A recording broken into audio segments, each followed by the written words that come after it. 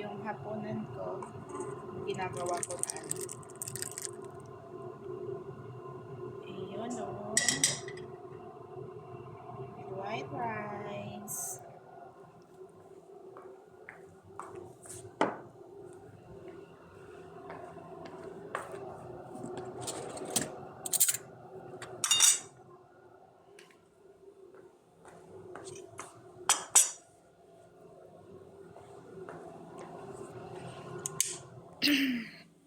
Kain.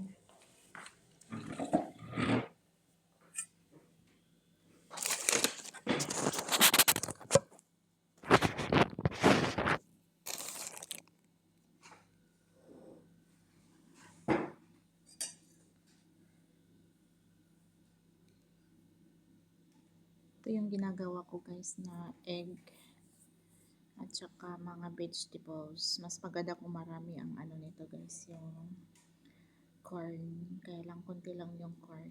Halo na to eh. Sarap. Gawin nyo to sa bahay nyo.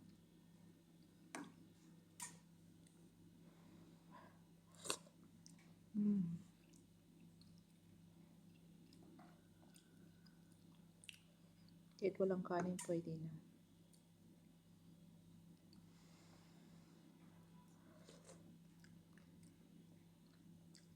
Ang init.